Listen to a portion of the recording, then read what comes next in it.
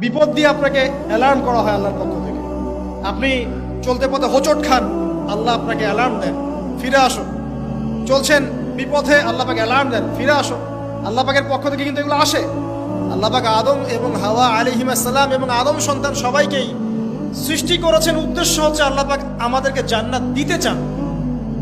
আল্লাহ পাক চান যে আমরা যেন জান্নাতে যাই। যদি আমরা জান্নাতে যেতে না পারি পরকালে, একটা কারণে যেতে পারবো না, অনলি একটা কারণ, সেটা হলো আমাদের নিজের দোষে। একটা কারণ, যারা জাহান্নামে যাবে মানুষ এবং জিনদের মধ্যে, নিঃসন্দেহে মহাবিশ্বে তারা ছাড়া জাহান্নামে যাওয়ার উপযুক্ত কেউ ছিল না।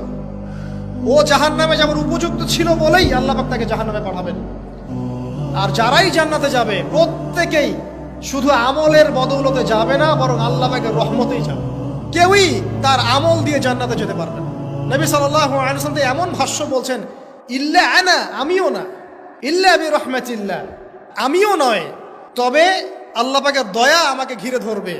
আল্লাহ পাকের রহমত যাদের উপরে বর্ষিত হবে তারাই জান্নাতে যাবে ইনশাআল্লাহ। কে আমল দিয়ে যেতে পারবে না। যত আমলই করি বলা যাবে না এই আমলের বদৌলতে জান্নাতে যেতে পারবো। আল্লাহ পাক দয়া না করলে হবে না। আল্লাহ পাক চান যে আদম সন্তান যেন জান্নাতেই যায়।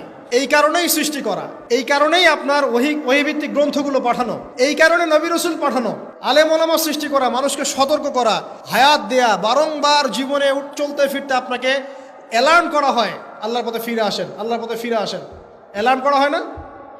বিপদ দিয়ে আপনাকে অ্যালার্ম করা হয় আল্লাহর পক্ষ থেকে। আপনি চলতে পথে হোঁচট খান, আল্লাহ আপনাকে অ্যালার্ম দেন, ফিরে আসো। চলছেন বিপথে, আল্লাহ পাকে অ্যালার্ম দেন, ফিরে আসো। আল্লাহ পাকের পক্ষ থেকে কিন্তু এগুলো আসে।